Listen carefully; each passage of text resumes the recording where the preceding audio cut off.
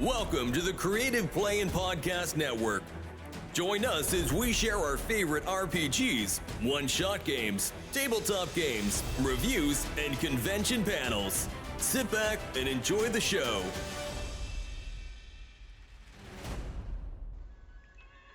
Hi, this is Kelly, aka Trixie from Ragnarok and Roll, a Scion to Ragnarok story, and Tilda Wimblewick from D&D Journey of the 5th Edition.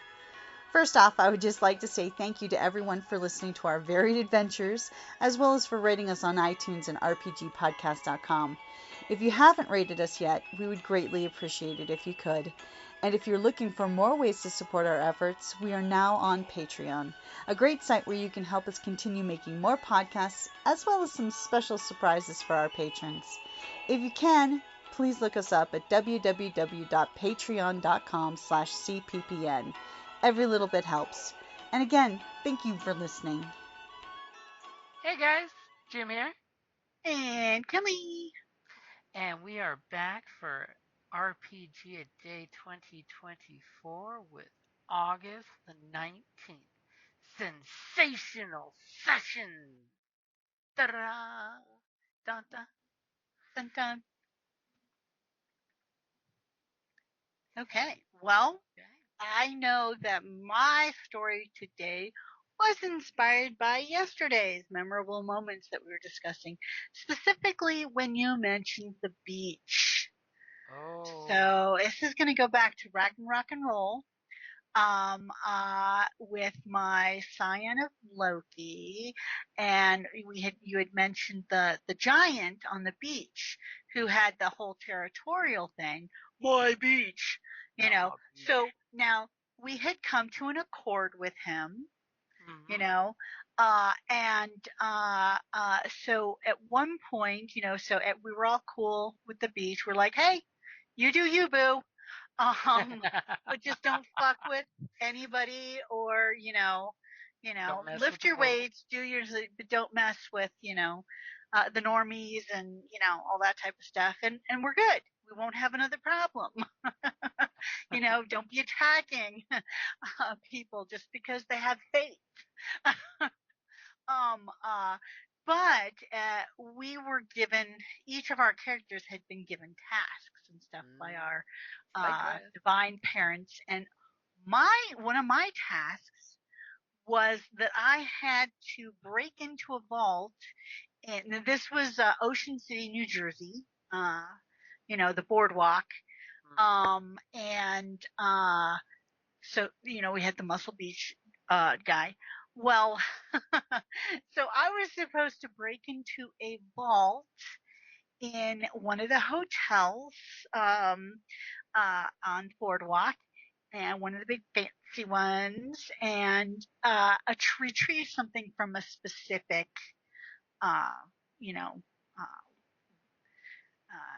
deposit box. Daddy Loki was very vague. Yeah, I had no idea what was in it, and was like, but I did know who it, if I remember correctly, who it belonged to, which was like a gangster. And it was in like high security and that type of stuff. So, but I specifically remember, so my character goes in, and she's kind of, she's not a fighter so much as a talker, and magic and things of that nature.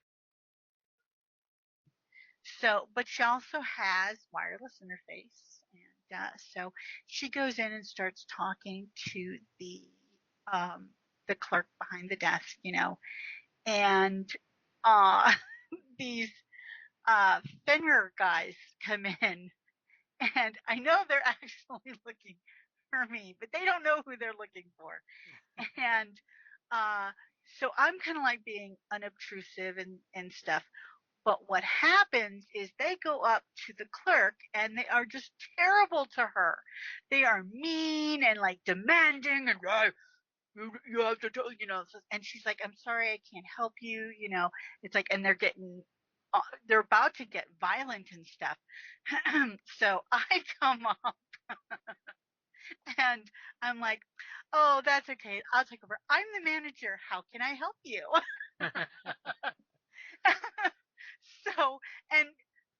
Clark is just so thankful to have somebody else deal with these terrible, terrible, violent-looking people. We're talking like biker gang, and they're very aggressive because, of course, they're basically Fenrir wolves, in human form, so to speak. And I'm like, oh, well, I'm the manager. How can I assist you? And I'm like, and of course, because I have wireless interface and stuff, I've been already in the system. I already know which vault I need, which, and that type of thing.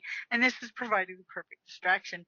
And so I'm like, oh, well, I'm sorry. That person isn't in right now. But they did leave you a message. It's like, and they're like, message? What message? It's like, you are to go down to the Musk Beach and speak with the gentleman there, and it specifically says that you're supposed to say my beach. And people were rolling at that point. Because and this is totally not how Jim saw this exchange going. He was expecting I would have to call him back up and there was going to be a fight and all that type of stuff. Nope. I'm just, oh no. Yeah, you're just go down there. It's 2 blocks that way. Make sure you take a right at the and remember to say it's my beach. That's what the instructions say. Is there anything else I can do to assist you? And they're like, and they go off, and I know exactly what's going to happen. But meanwhile, when she was originally being, the Clark was being, you know, interrogated by these people, I had actually already slipped into the vault and gotten out what I needed to get. It was just this little box. So perfect timing. So we then all kind of follow behind to watch what happens. And our characters are just sitting there as these guys come up. They come up to the giant and say, "It's my beach." And the giant goes ape shit on him. It does not end well. It does not end well for the Fenrir. And and when we had when we had gone to we'd gone back to we'd gone on to an adventure, and I can't, it was like in Iceland or something, with and we had to do this thing, and we met this cute little rock, this little roly elemental guy, and we called him No Moss because No Moss grows on a rolling stone, Little so Landvetta. yeah, he was a little Landvetta. And so he was basically, think BB-8 but with rocks. And so he was our guide there. The Landvetta said to him with us, or them, I guess, because of course they're rock. So we had called them Nomos. We gave them a name, and we took care of Nomos. We protected him, and he was just so adorable. And when we returned from our adventures there, back to Ocean City, Jim had asked us to write up an interim story for what our characters had done in the meantime. And part of my interim story was that I got back to Ocean City and I brought the giant like a muscle shirt that had something like and it had a picture of the mountains from and he loved it. It was because in honor of No Moss, and I told him all about No Moss. And it's like, oh yeah, we totally have, and I showed him pictures. Because my character's mom lives in Ocean City too, so it's like, it was this cute little interim, and part of the and of course the gangster kept coming up. Oh my god, it was funny because you used the gangster character from my tap story where you get tapped by your divine parent. throughout the story. And oh my God, it reminds me of the time that Dan's character made him fall in love with him. It was hilarious. So, Because he all had right. the Now, fists of love and hate. so now I digress. But I actually reference that in the story too. So it's like, but yeah, the getting the Fenrir to get pummeled by the giant was the best. That whole session was a riot. Okay, I have gone on far too long. How about you, baby? Okay, for mine, I'm gonna totally go back into the way back machine. When Dan and the kids and I used to game over the weekend and have like literally 3 days straight from Friday night to Sunday night gaming, that we played a group of for Heroes Unlimited, which is a great Palladium RPG for superheroes, and you can make any kind of heroes. Well, we ended up making heroes that half the group secretly requested that they are villains in disguise. Oh my goodness. So of course, basically villains. There's a organization kind of like Hydra from Marvel in Heroes Unlimited, and they paid to have all of our villains given plastic surgery and basically shipped them off to the city on recruiting day for new heroes for the city. So they became licensed superheroes to work for the city, sort of like a superhero SWAT team.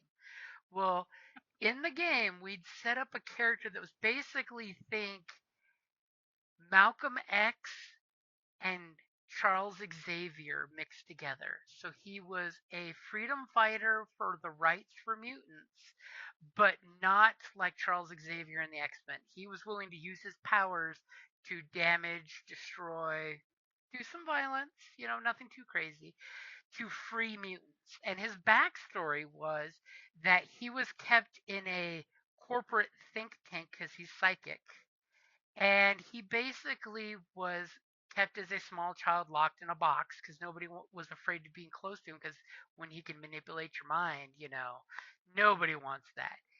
But in his cell, one night when he was sad and crying, he basically heard some beautiful singing. And lo and behold, in the cell next to him is another mutant little girl who is a bird mutant. She has sonic powers, which is why he could hear her through the wall, and she had feathered wings and a beak. So she's very obviously mutiny mutant. She can't blend in society like he can. She can't Because pass for human. exactly, because he had no negative effects for his mutation when I rolled up the character. So his thing is he's fighting for mutant rights for the mutants that can't blend in like his sister.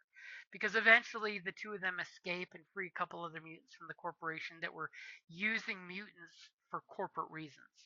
Like he could read minds, so during corporate negotiation, how nice is it when on the other side of the wall you have a psychic telling you what the bidding price is they're willing to go for.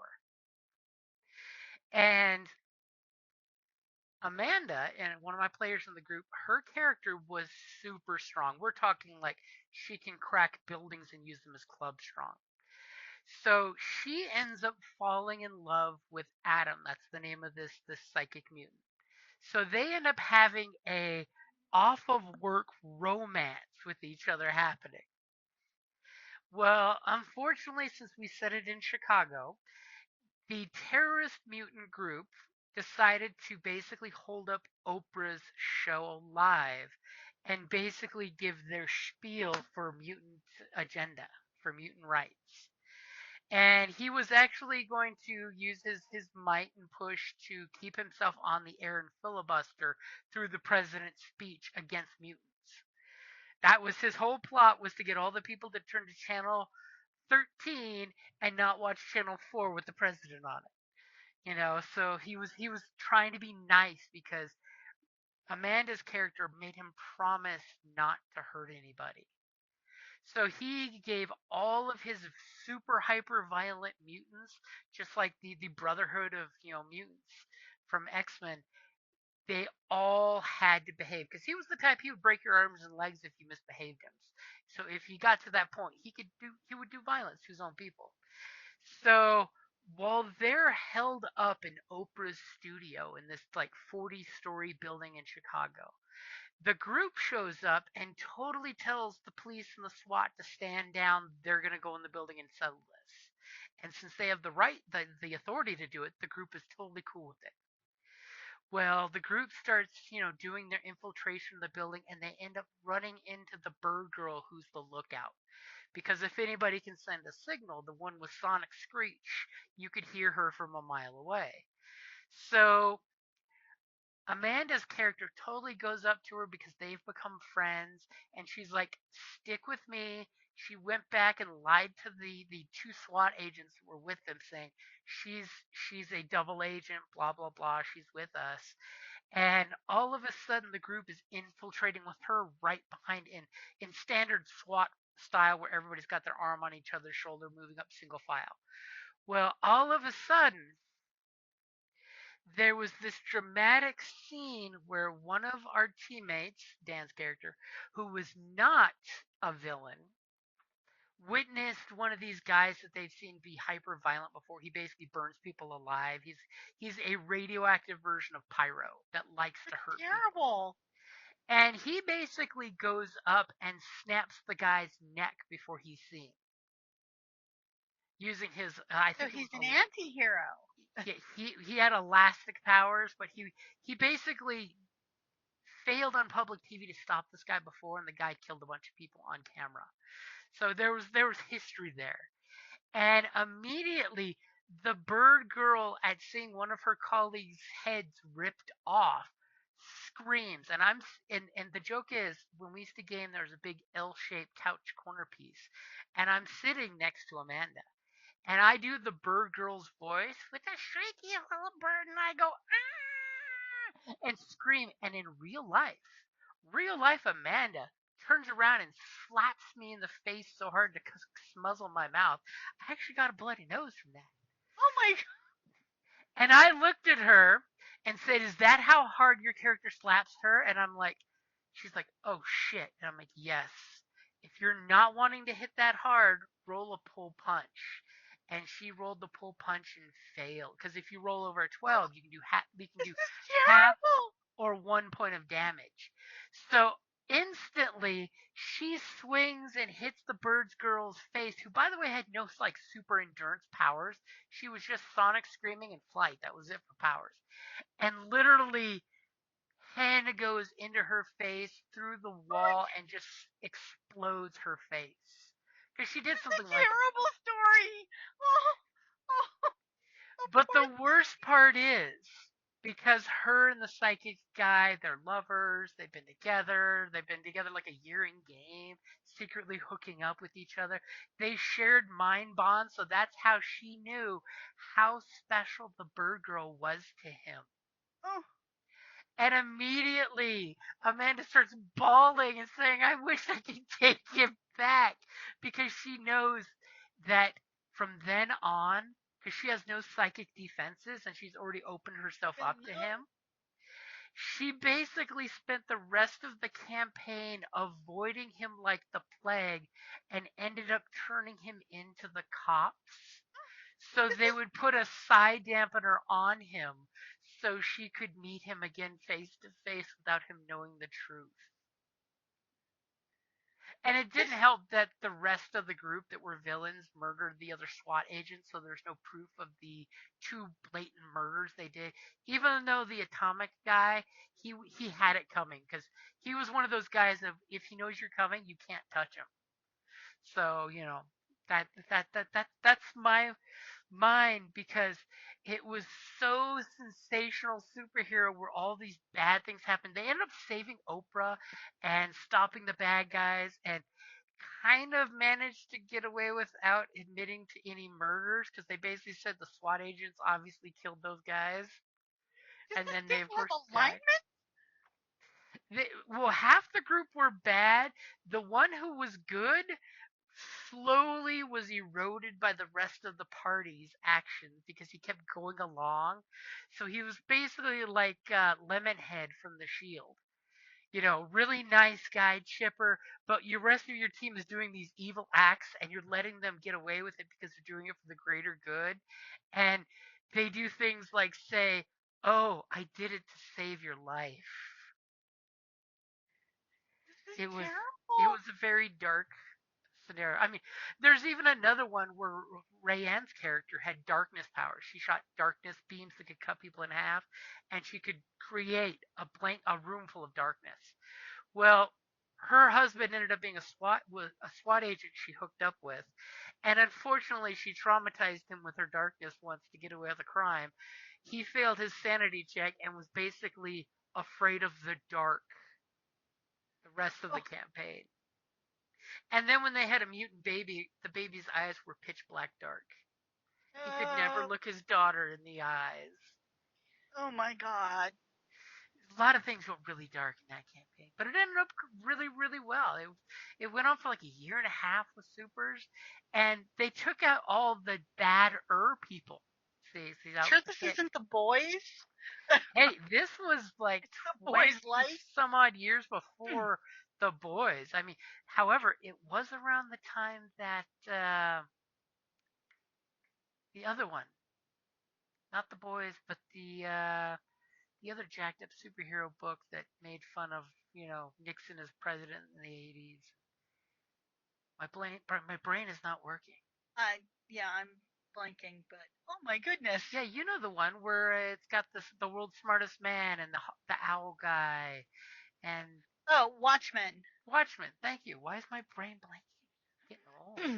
Hmm. But it was around the time the Watchmen came out, and unfortunately, everybody did read that comic book because I think we all passed it around, which was kind of what I think inspired them because they got tired of playing goody goodies, and the kids mainly wanted to play baddies. There was a bunch of really, really dark anti-hero campaigns that came out around that time. Apparently. But that is one of my most sensational there. Yeah, that's wow. Yeah, it was epic. I mean, it was so epic. We played so late until the night. That's the session where we had the zombies coming out of the air conditioner choke. Because we basically played 16 hours straight overnight, and it was like 4 in the morning, and I nodded off while gaming, and they're like, "What about zombies in the air conditioner?" And that woke me up, and I'm like, "What did I just say?" And they're like, "You just said there's zombies coming out of the air conditioner." I'm like, I have no idea what you're saying about. I actually fell asleep while GMing and talking. I think we should take a nap. And literally just put my books down and took a nap on the couch right there. Remember, kids, remember to get your sleep. Gaming is important, but sleep is important too. At least a power nap. But that's what I've got. Wow. Yeah, it was some wowie stuff. But any honorable mentions for you there? No, I'm still ruminating on your story. Okay. See, I will have an honorable mention going back to the Company of Valor. That bar scene with Duncan. Oh, oh my God. I loved that. Oh, that was like, I it made me so happy. It made me so happy. Again, it goes back to earlier in the campaign when Mendawan was giving Kelly crap, hmm and Duncan was playing the group's fighter, and just said, "I'm gonna punch him in the mouth." Yeah, just no warning, nothing. Just totally decks him. And as he's saying that, he's dropping the dice like it's hot. Yeah, And it he was rolled he awesome. rolled a natural 22, I believe. Yeah, it made me so happy. And then he just belted Memdawan in the mouth, and Memdawan's like, "Okay, okay, what do you want?" And that's when you started That actually was the doing. first time we met Memdawan. Yep, that because you were told to go talk to him because he was possibly a contact for the Rogues Guild. Yeah, we had just gotten into town after the caravan because we were all hired on with the caravan to protect it, and then we finally got into town. So of course the job was over, but we struck out together, and yeah, that's when we first met Mendawan, and you were just being Just a big old douche. Darwin at 12. Yeah, and without batting an eye, I mean, he just out of nowhere just says, "I'm gonna hit him." Yep. Poor Kelly was It was flustered great. in character and out, and he just says, I'm going to hit him in the face, in the mouth. Yeah, And he it throws was the dice down awesome. at the coffee table time, and I'm just like, yes! You actually got to the point where you needed to. And it was just a fun campaign on that one, Yeah. because it's all this NPC on player, not even like combat, but role play combat, which is great. It was just Yeah, magic. it was just the timing was beautiful. And since we brought him up twice, there's one thing you guys never did figure out. What? Remember in Waters Deep how there was a vigilante hooded character going around town? Yeah, that was Memdawin. That was totally Memdawin, yeah. Because he was doing the Scarlet Pimpernel thing of he was a big douchey douche bard and, being a good guy on the sly. That's where the chaotic good comes in. Yeah. I mean, I kind of secretly knew he was a nice guy pretending to be a jerk. But he was that lovable rogue kind of guy, but just really like to get under people's skin, but not like maliciously, just because it's fun. And that's what happens when you combine charming bard and agile rogue. Yeah. You get that beautiful dichotomy. Yeah. It's not a roguish bard, it's a bardic rogue. So I think we have given you ups and downs and may have traumatized y'all, but I think that might be a good place to wrap it up there for Sensational Sessions. No, I concur. I mean, and again, just like yesterday, I was saying, this is why we loved roleplay, is these type of things. Because it's the stories like, I joked with Kelly. All I had to say was punch him in the mouth, and she knows. She went right back to that place, back in my living room on the couch with that big wood table of him rolling that dice and punching him in the face. Yep, it was awesome. Totally awesome. Alrighty, guys. Thank you for listening, and I hope you are having a great RPG Day 2024. And make sure you're sharing your stories, because that's literally, it's great because you can just search the hashtag RPGA Day 2024 and get to share all this stuff with everybody. Alrighty, guys. I think I'm babbling. I'll let you go with that. Bye. Bye. Thank you for listening to the Creative Play-In Podcast Network. If you enjoyed our show, please check out D&D Journey of the 5th Edition and Ragnarok Enroll a Scion Hero to Ragnarok Story. Also, check out our Patreon page for more content and behind-the-scenes things, as well as joining us for a one-shot game or two.